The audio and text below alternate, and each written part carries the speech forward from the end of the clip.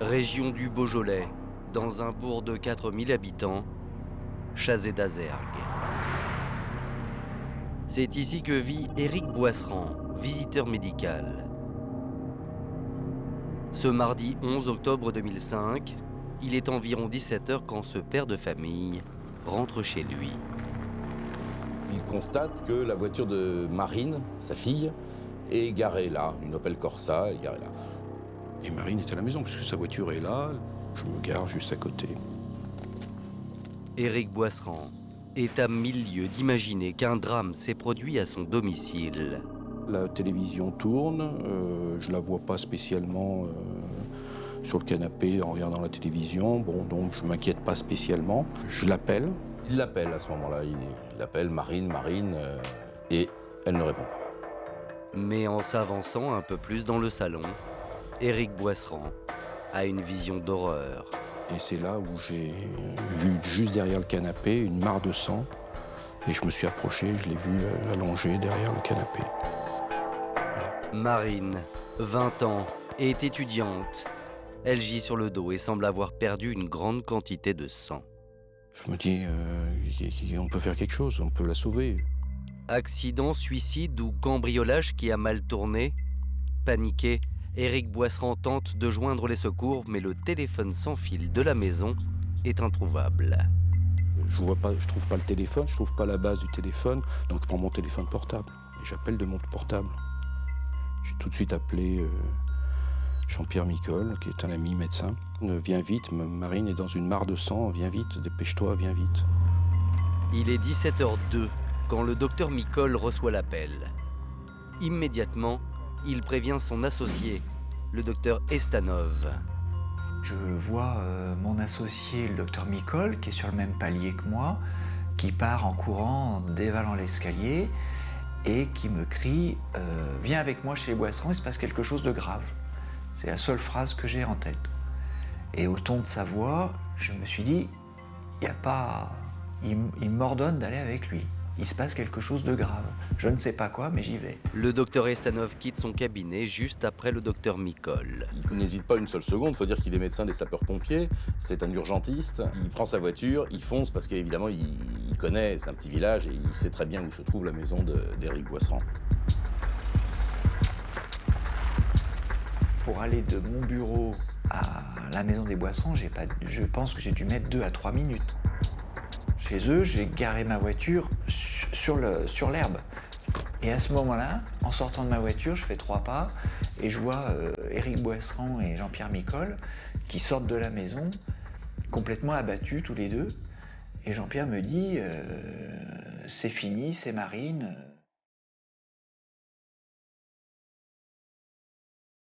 Je hurle, je suis mal, j'ai envie de gerber, bref. Voilà. Il est 17h08 quand le docteur Estanov pénètre à son tour dans le salon et découvre le cadavre. Au début, rentrant dans la maison, j'ai rien vu. Là, je commence à voir du sang et le corps de Marine par terre. Enfin, c'était très sanglant. Et je m'approche d'elle et je dois lui prendre le pouls, je dois regarder si elle respire. Puis je dis, je la touche pas plus. Et la chose qui m'a frappé, c'est la plaie au niveau du cou, qui était franchement très nette. La jeune femme présente une large entaille au niveau de la trachée et de nombreuses autres blessures. Les plaies au poignet que j'ai vues et la plaie au niveau de la trachée évoquaient des coups de couteau.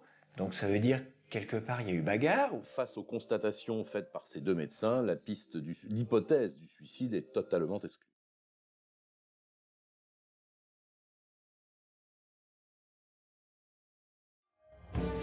Le docteur Estanov téléphone immédiatement à la gendarmerie la plus proche, la brigade de Anse. J'ai la gendarmerie de Anse à laquelle je me rappelle très bien avoir dit je suis le docteur Estanov, je suis sur Chazé d'Azergues, il y a probablement eu un meurtre. Nous sommes sur une scène qui ressemble à un meurtre. Il est aux alentours de 17h30 quand les gendarmes arrivent chemin des Aubépines, là où le drame vient de se jouer. Les gendarmes, dès qu'ils sont arrivés, ont interdit l'accès à l'intérieur de la maison. Moi, je me suis retrouvé dehors et j'ai plus le droit de rentrer. Hein.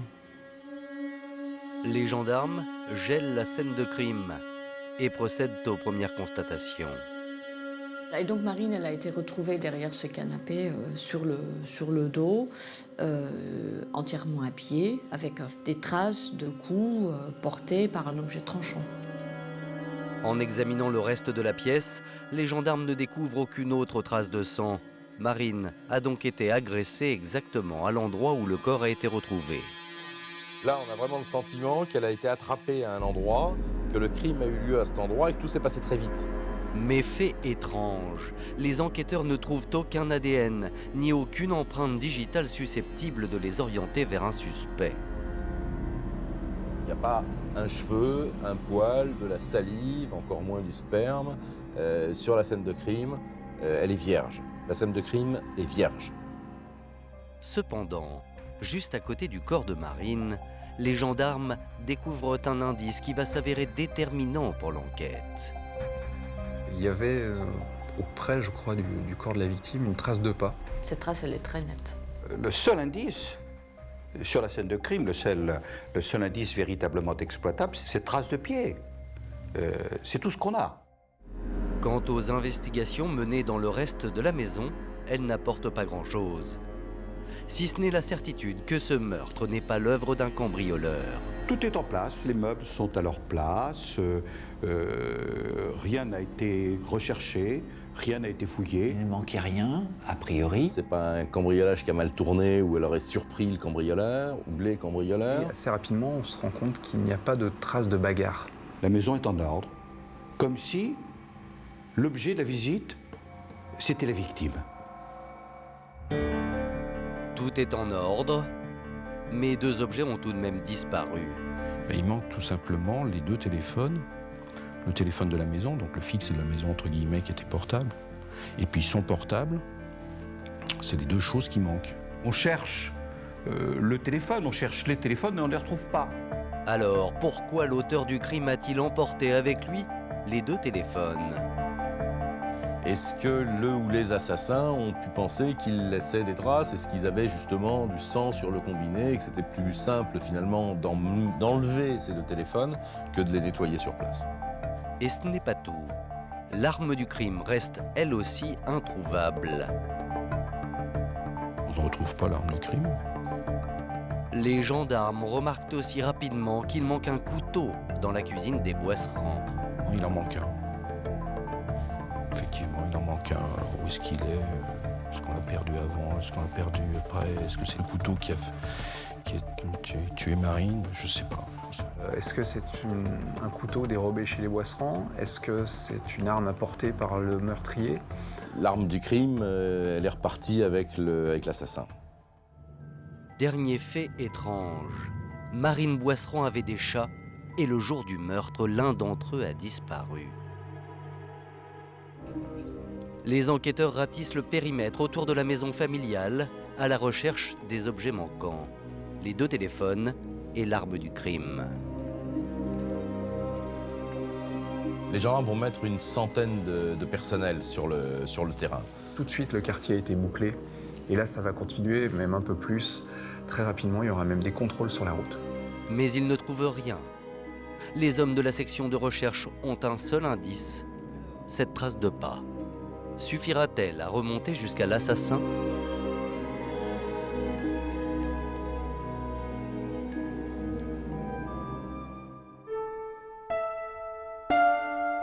Reste le plus dur pour Éric Boisserand à ce moment-là, c'est de prévenir le reste de la famille, c'est-à-dire ses deux fils, Pierrick et Loïs, et puis la maman de Marine. On voit une femme qui arrive en voiture, qui ne sait pas ce qui se passe, qui a un air interrogatif sur le visage, qui sort de la voiture, et son mari lui dit notre fille est morte. Loïs est le petit dernier de la famille. Il rentre des cours quand il apprend la nouvelle. Ma mère me dit juste ça, Marine est morte, et elle pouvait plus parler, donc moi je voulais savoir si c'était surtout la question, qu'est-ce qui s'est passé. Là on me dit a été assassinée et tout ça. Ma fille, c'est toujours ma fille, de toute façon. C'est... Quand on fonde une famille, c'est le plus beau cadeau qui puisse arriver dans la vie. Et on vous l'enlève. Qui a pu assassiner sauvagement cette jeune femme? Et surtout, pourquoi? Dès le soir même, à la demande des enquêteurs, télévision, journaux et radios relaient l'information. Qui sait, quelqu'un a peut-être vu quelque chose.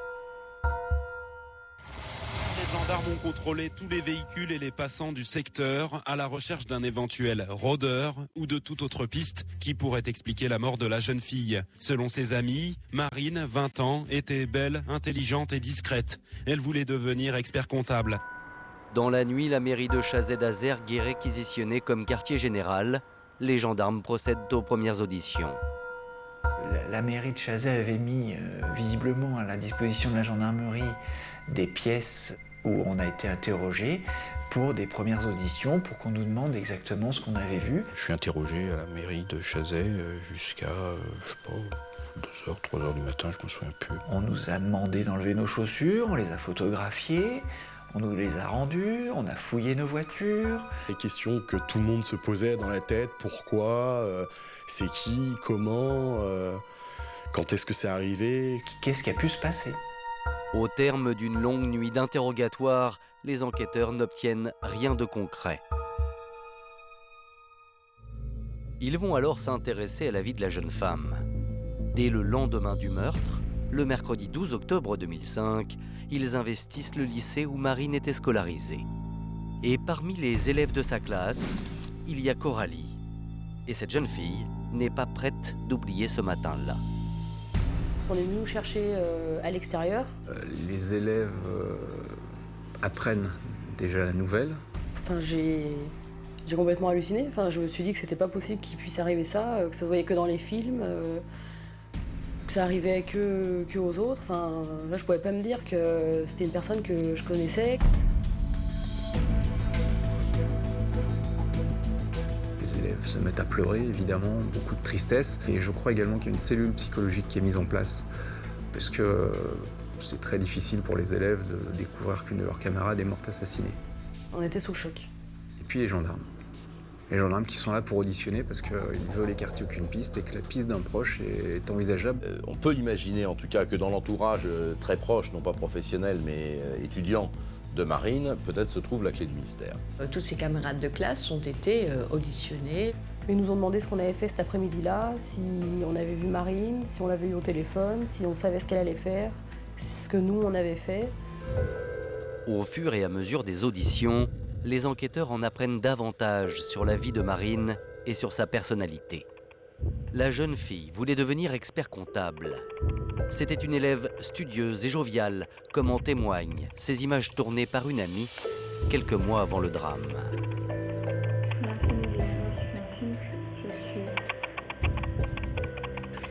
Moi, je comprends pas. Quand elle avait quelque chose à dire, elle avait tendance à le dire, que ce soit positif ou négatif. Une jeune fille libre, très heureuse de vivre, plutôt très belle. Son entourage nous l'a décrit comme un ange. Qui avait des amis, qui avait des amours. Une jeune fille de 20 ans, comme beaucoup d'autres, apparemment sans histoire. Après avoir interrogé tous les élèves, les gendarmes ne s'arrêtent pas là. Ils vont aussi pomper en ADN, c'est-à-dire prendre l'ADN de tous ces jeunes. Les tests ADN, on a eu donc des empreintes, les empreintes qui ont été prises, et l'ADN en fait qui a été pris à l'intérieur de la bouche. On a passé une journée quand même très longue et très dure, quoi. Les enquêteurs s'emploient à retracer avec précision l'emploi du temps de Marine le jour du meurtre. Et ils découvrent que ce mardi 11 octobre 2005 n'était pas un jour tout à fait comme les autres. Les élèves racontent qu'un événement a changé le cours de cette journée. On apprend que notre emploi du temps de la journée va être modifié, notre professeur de l'après-midi est absente. Et donc ils ont quartier libre. Et c'est précisément le jour où elle va être assassinée.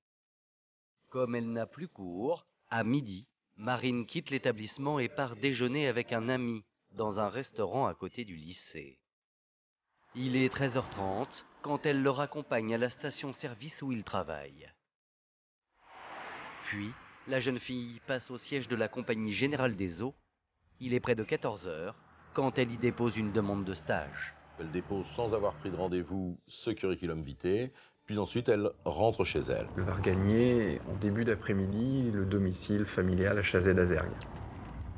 Selon les enquêteurs, il serait alors 14h30. Elle rentre chez elle, elle prépare un travail pour l'école. Elle a profité de son temps libre pour organiser intelligemment son emploi du temps. Que s'est-il passé ensuite? Pour le savoir, les gendarmes vont examiner tous les appels émis et reçus par le portable de la victime, ainsi que les appels du téléphone fixe de la maison. Grâce à la science et au travail des gendarmes, on va, par la téléphonie, reconstituer son emploi du temps de l'après-midi. Elle passe des coups de fil, elle donne rendez-vous avec une copine. Quand elle a appelé Marine, elle a tout de suite répondu. Et voici ce que dit précisément Marine à sa copine. Il est 16h15. Je termine quelque chose et je pars dans 10 minutes.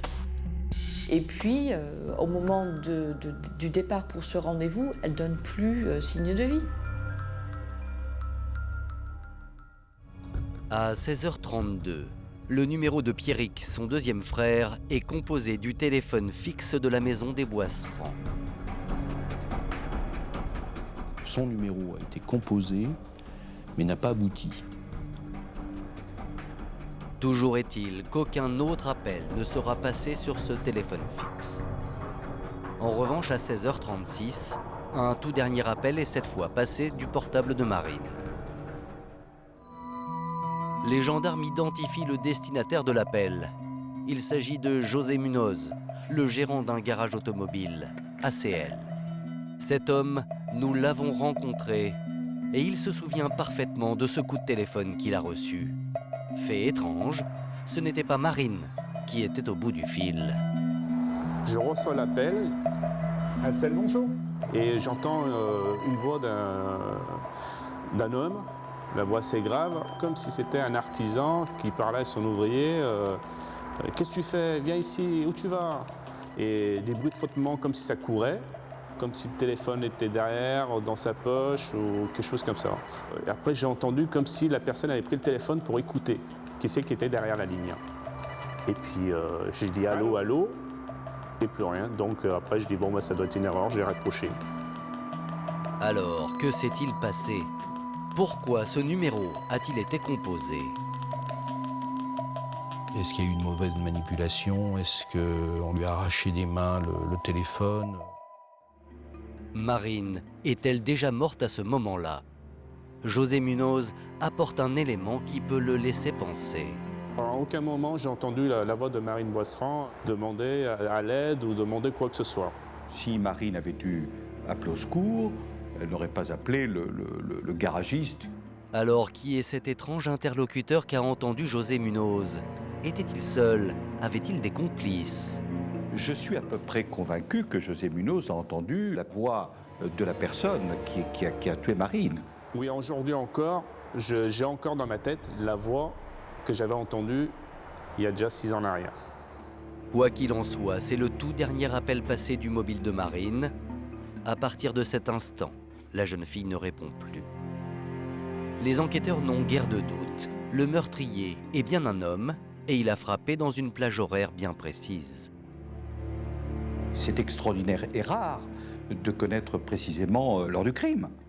On sait que c'est 16h36, 16h37, 16h38. On a à quelques minutes près l'heure du crime. C'est une arme redoutable pour les enquêteurs. En tout cas, ils ont un créneau horaire extrêmement serré et c'est très rare. Et les gendarmes vont recueillir un témoignage qui va non seulement corroborer l'heure de la mort, mais aussi les mettre sur une nouvelle piste.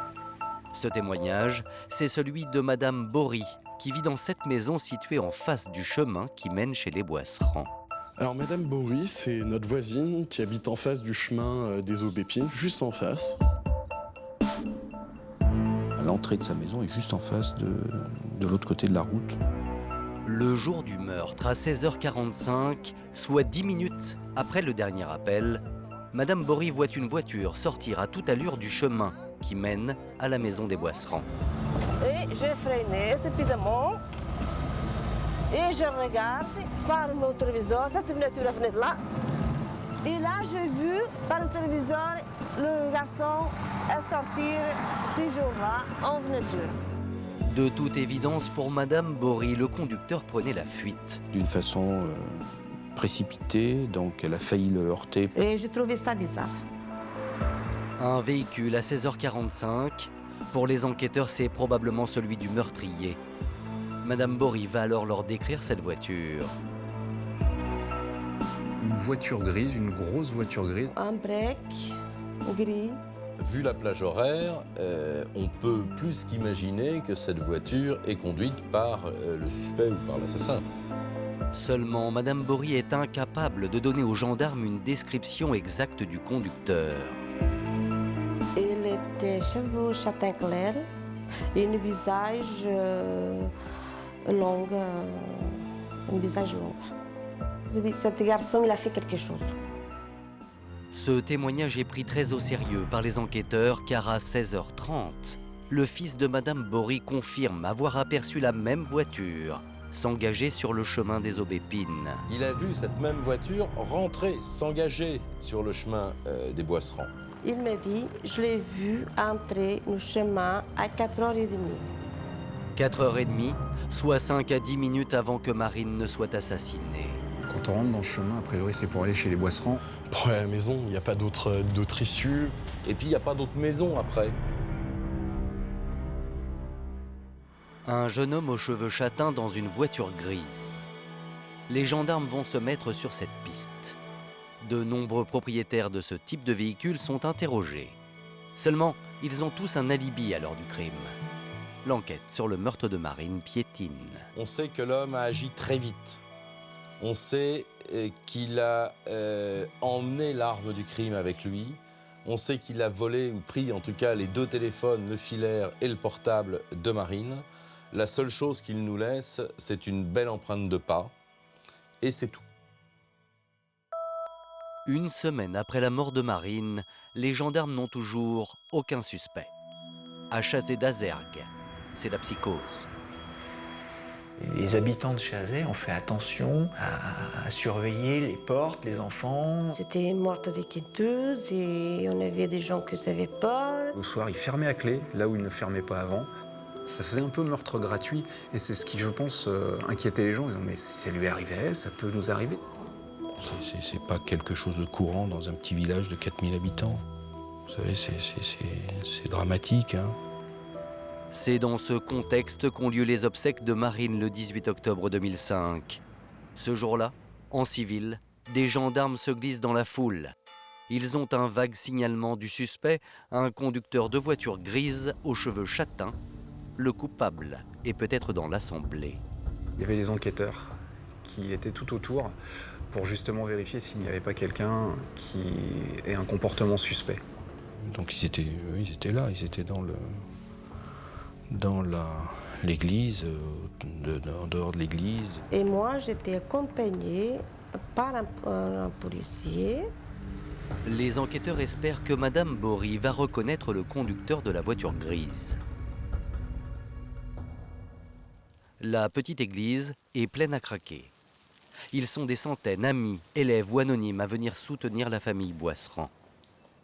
Beaucoup d'émotions, des haut-parleurs qui retransmettent la cérémonie en dehors de l'église. C'était à la fois tendu et très émouvant. Et ce geste de la maman de Marine qui, quand le cercueil quitte l'église, met sa main comme ça et envoie un baiser au cercueil. Les gendarmes ne remarquent aucun comportement suspect dans la foule rassemblée ce jour-là, ni aucun homme correspondant au profil recherché.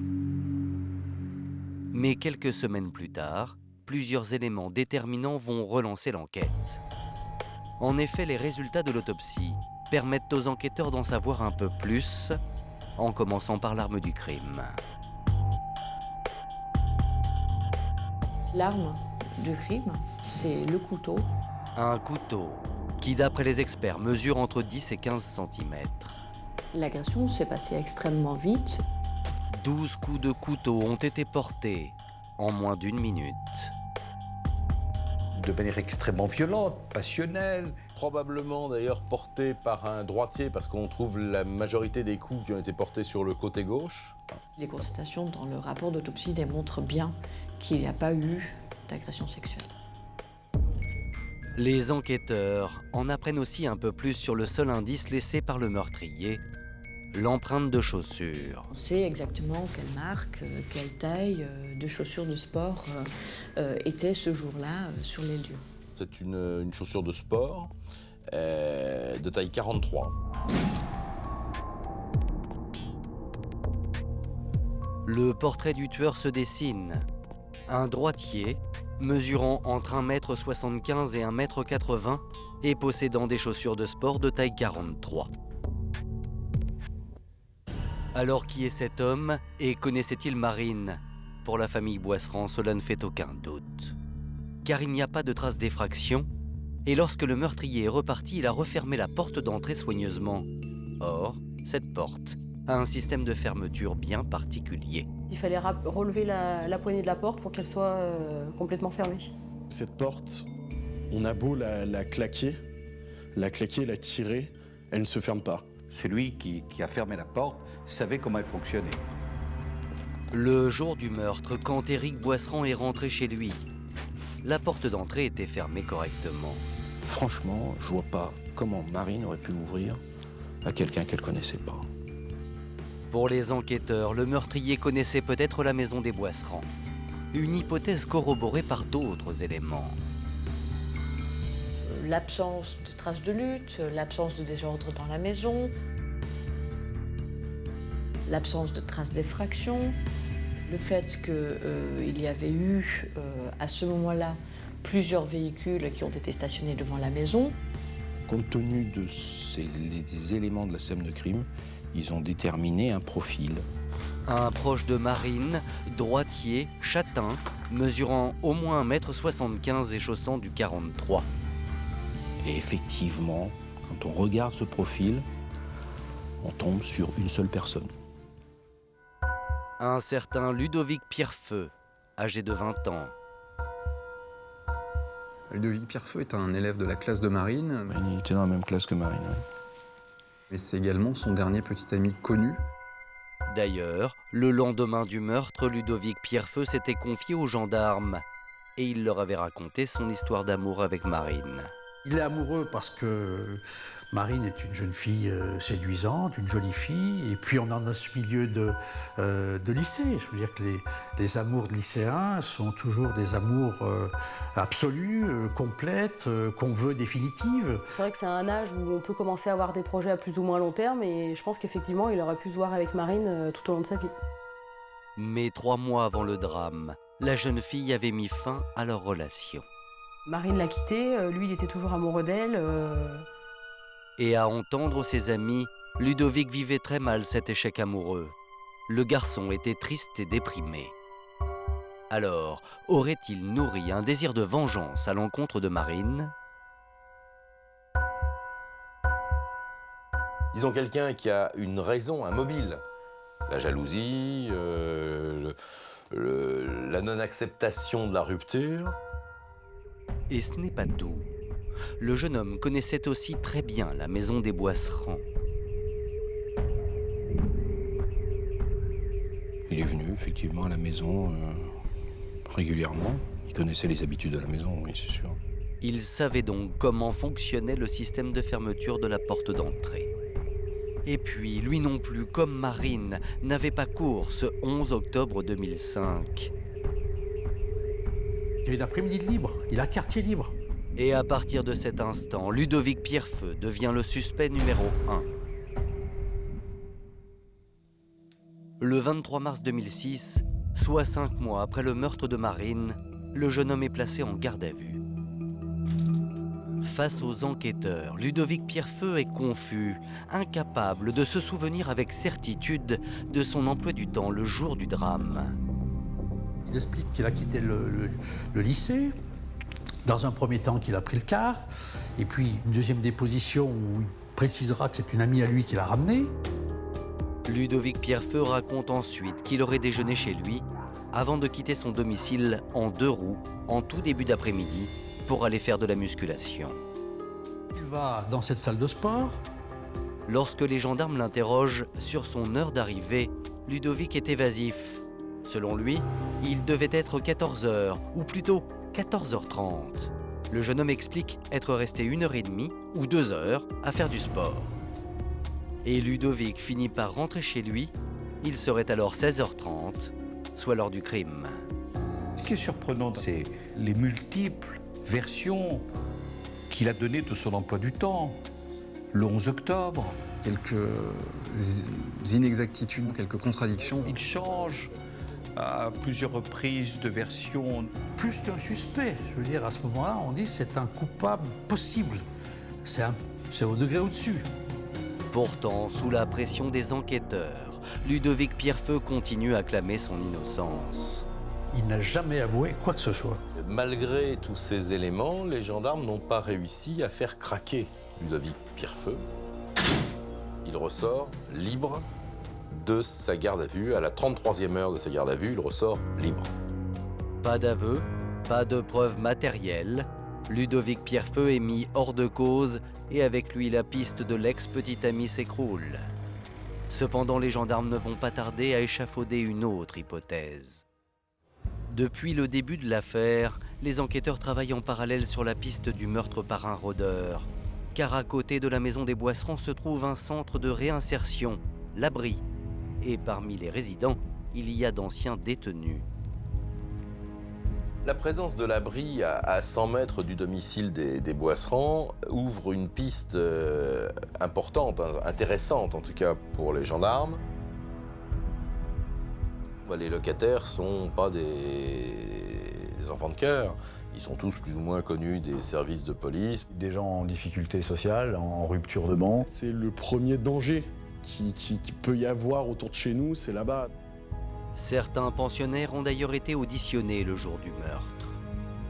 Et parmi eux, un homme retient particulièrement l'attention des enquêteurs.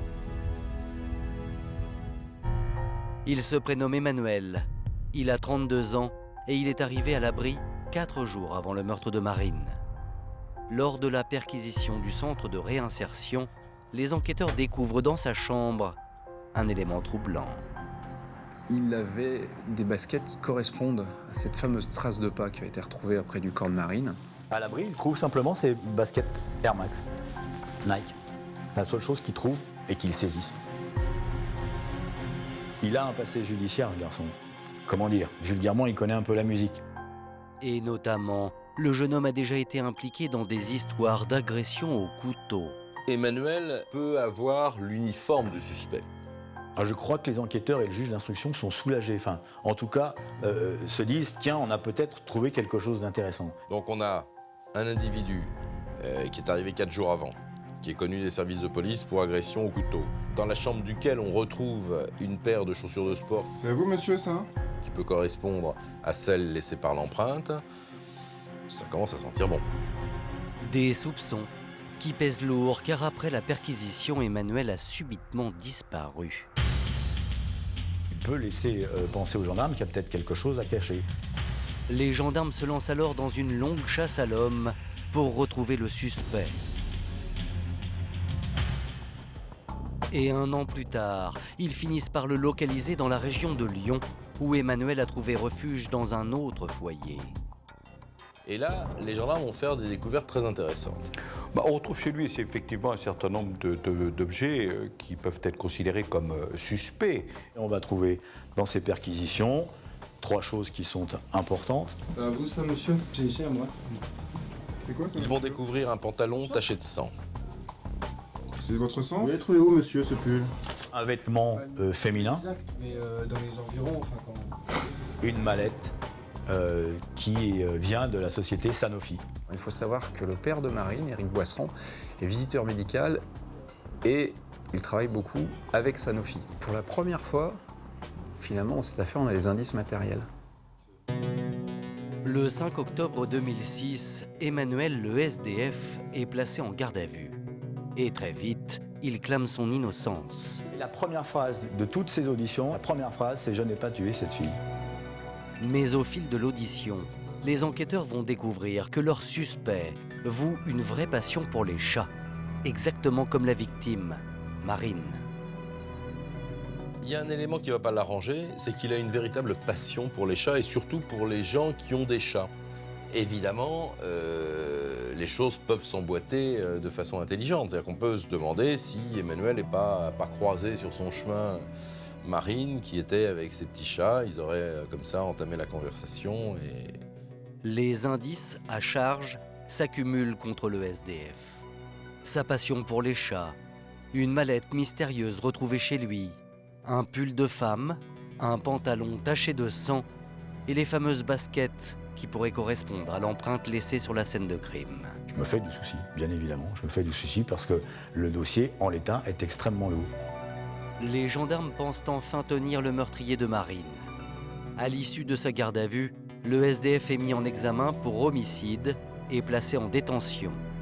Les médias se font aussitôt l'écho de l'avancement de l'enquête. Alors, un SDF vient d'être écroué pour le meurtre de Marine. C'est un meurtre qui avait été commis il y a exactement 1 an. C'est exact, Jean-Paul. Cet homme sans domicile fixe de 32 ans a donc été mis en examen pour homicide volontaire et écroué samedi à la prison de Villefranche-sur-Saône. Un jean taché et des vêtements féminins retrouvés dans les affaires du SDF sont en cours d'analyse. Les résultats, attendus d'ici une vingtaine de jours, apporteront peut-être des éléments tangibles au juge d'instruction. Pour les proches de Marine, c'est le soulagement. Comme tout le monde, on se dit, ça y est, on voit peut-être la fin du tunnel. Et en même temps, on a toujours la même peine, toujours se dire de toute façon, ça la fera pas revenir. Et... L'affaire semble donc bouclée. Et pourtant, l'hypothèse du rôdeur ne va pas faire long feu. Le 9 octobre 2006, soit 3 jours après l'arrestation du SDF, Éric Boisserand est convoqué au palais de justice de Villefranche-sur-Saône. Je vais lundi à 2h chez le juge d'instruction. Et là, on me présente des effets de jeunes dames, de femmes qui auraient pu appartenir à Marine. Je reconnais rien. Pour les enquêteurs, cette déconvenue n'est que la première d'une longue liste. Car les résultats des expertises vont anéantir tous les soupçons qui pesaient sur le SDF. Il y avait des éléments matériels, ils ont été vérifiés et il n'y en a aucun qui tenait. Le sang sur son pantalon, c'était le sien. Ce pantalon a été taché parce qu'il a été, semble-t-il, dans des bagarres et qu'il a été en garde à vue où il se serait frappé la tête contre les murs et qu'il aurait saigné. Que la paire de chaussures de sport qu'on avait retrouvée lors de la première perquisition dans sa chambre, dans la chambre de son foyer, bien évidemment, elle a été analysée et ça non plus, ça colle pas. Il y avait un degré d'usure de la semelle qui était différent entre la chaussure mise en examen et celle retrouvée sur les lieux du crime. Reste la mallette à l'effigie du laboratoire pour lequel Éric Boisserand travaille. Le SDF aurait-il pu la dérober le jour du meurtre ? La mallette Sanofi avait été fabriquée après le meurtre de Marine. Ce qui pouvait être à charge finissait par exonérer ce mis en examen. Donc patatrac, il n'y a plus d'histoire, il n'y a plus de suspect, il n'y a plus de coupable, il n'y a plus rien. Et après avoir passé 3 mois derrière les barreaux, le suspect est finalement relâché. Là où vous pensiez peut-être toucher du doigt enfin la clé de l'énigme, il faut recommencer. Voilà, on va encore tout recommencer à zéro, ça va encore prendre plus de temps que possible. L'enquête sur le meurtre de Marine Boisserand est dans l'impasse. Il faudra attendre 2 ans pour qu'elle rebondisse à la faveur d'un nouveau fait divers. Fin de cavale pour Stéphane Moitoiret et Noëlla Ego. Les voilà en garde à vue. Le 3 août 2008, Stéphane Moitoiret et sa compagne Noëlla Ego sont arrêtés pour le meurtre du petit Valentin, tué de 44 coups de couteau dans une rue à Lagneux. C'est un village situé à seulement quelques kilomètres de Chazé-d'Azergues, là où Marine Boisserand a été tuée. L'affaire fait la une de la presse. On surnomme le couple les routards du crime. Et très vite, le mode opératoire laisse penser aux enquêteurs que le couple pourrait être impliqué dans le meurtre de Marine Boisserand.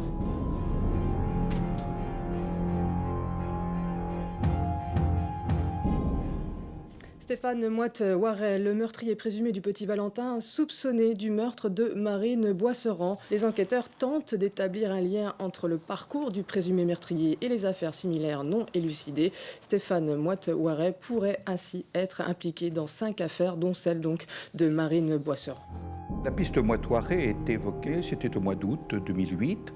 Je me souviens très bien d'une déclaration du procureur de la République de Bourg, qui dit il était dans la région, il était en Beaujolais au moment des faits, et on ne peut pas exclure que la responsabilité du crime de Marine, ce soit lui. On m'informe tout de suite de ce qui se passe, et je réponds, c'est une piste supplémentaire qui se profile. En cet été 2008, la cellule d'enquête découvre que le couple rôde dans la région de Chazé-d'Azergues, et ce depuis 2005. Et ils auraient fait une halte dans le village de Bessenay.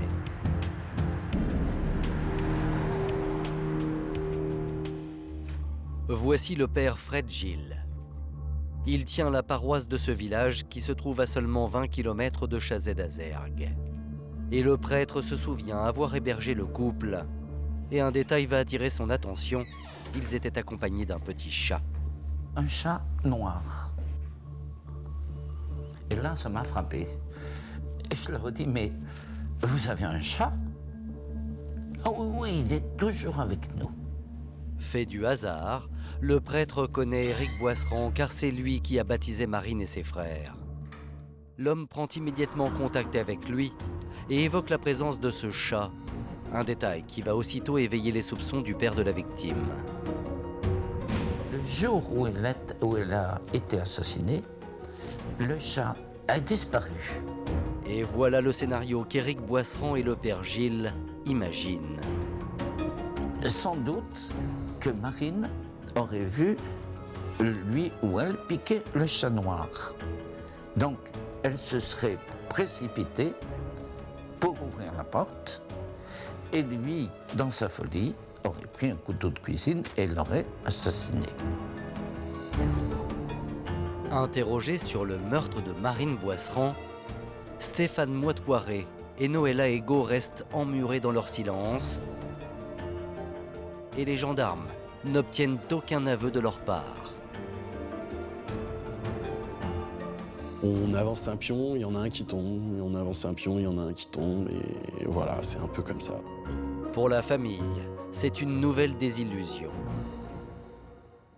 Face à tous ces constats d'échec, Éric Boisserand ne peut se résoudre à ne pas savoir qui a tué sa fille. Alors il décide de réagir et de reprendre l'enquête à zéro. Il a constitué une équipe avec un avocat réputé, avec une criminologue. Et je pense qu'à partir de ce moment-là, il a voulu, lui, essayer d'apporter une solution qu'il ne voyait pas arriver. Je suis devenu enquêteur et j'ai jamais lâché. J'ai un genou à terre, pas deux. En épluchant le volumineux dossier d'instruction, Éric Boisserand et son équipe exhument un procès-verbal d'audition. Celui de 2 collégiens qui avaient livré un témoignage capital.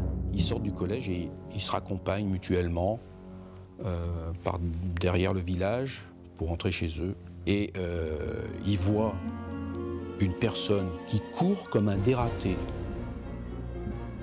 Le jour des faits, à l'heure des faits, tout près de la maison de Marine.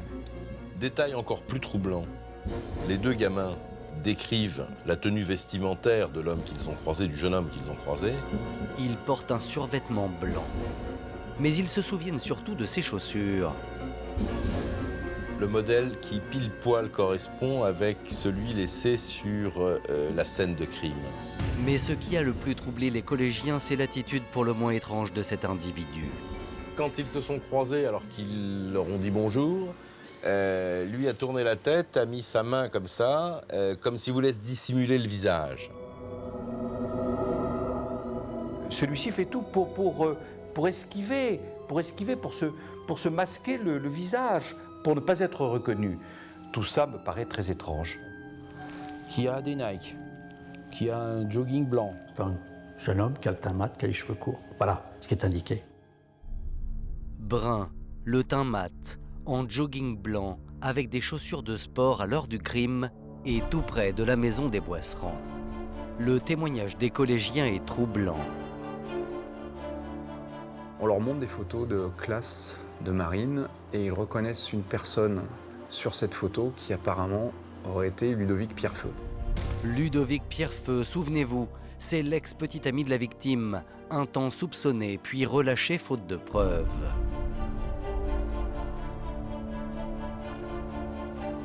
En octobre 2011, fort du témoignage de ces deux collégiens, Éric Boisserand et son avocat décident de saisir le juge d'instruction. Je lui amène sur le plateau ce témoignage en disant « Attendez, sur les 4000 dépositions que vous avez, enfin les 4000 auditions, ce qui est énorme, vous avez ce témoignage. Donc il faut travailler là-dessus. » Les hommes de la section de recherche de Lyon lancent immédiatement un mandat d'amener à l'encontre de Ludovic Pierrefeu. Mais il reste un problème, le jeune homme vit maintenant à l'étranger. Quand les gendarmes ont cherché à réentendre Ludovic Pierrefeu... Il a quitté la France depuis un certain temps. Ludovic Pierrefeu est un passionné de plongée sous-marine et donc il allait un petit peu partout dans le monde. Depuis 2009, le jeune homme vit en Malaisie où il n'y a pas d'accord d'extradition. Les enquêteurs vont alors attendre que Ludovic Pierrefeu remette le pied sur l'Hexagone. Un retour qui est annoncé sur les réseaux sociaux pour la période des fêtes de Noël 2011. Cet hiver 2011, il avait prévu de revenir en France. Il avait noté sur Facebook qu'il revenait. S'il y a une publicité extraordinairement importante, c'est bien Facebook. Hein. Ludovic ne sait pas qu'il est recherché. En revanche, les enquêteurs savent que son vol doit atterrir à Roissy le 17 décembre 2011. Ils ont attendu qu'il descende de l'avion. Et là, il a été interpellé par les gendarmes, replacé en garde à vue. Assez rapidement, il a été mis en examen et écroué, sans qu'il n'ait pour autant avoué quoi que ce soit. Comme au premier jour, Ludovic Pierrefeu clame son innocence. Et après avoir passé 15 jours derrière les barreaux, son avocat obtient sa remise en liberté sous contrôle judiciaire. Ça lui est tombé dessus comme un coup de massue, d'autant qu'il a toujours le temps à passer, ces années à passer, depuis des années on ne lui demande rien, parce qu'on n'a rien à lui demander vraisemblablement, et que véritablement il est innocent. On n'a pas le pourquoi du comment, on n'a rien, tout simplement, on a un vide. C'est facile de laisser pourrir une situation. Or le problème c'est qu'ils sont tombés sur un os, je lâcherai pas, et ça je peux vous dire que je lâcherai jamais. Alors, qui a tué Marine Boisserand ce 11 octobre 2005 ? L'énigme n'est à ce jour toujours pas résolue et Éric Boisserand se pose toujours inlassablement les mêmes questions. Qui est cet homme que José Munoz, le garagiste, a entendu à l'autre bout du fil ? Qui est ce garçon aux cheveux châtains qui a coupé la route à Madame Bory ? Enfin, et surtout, qui est l'individu au jogging blanc qui s'est caché le visage le jour du meurtre ? 7 ans après la mort de la jeune fille, le mystère reste entier.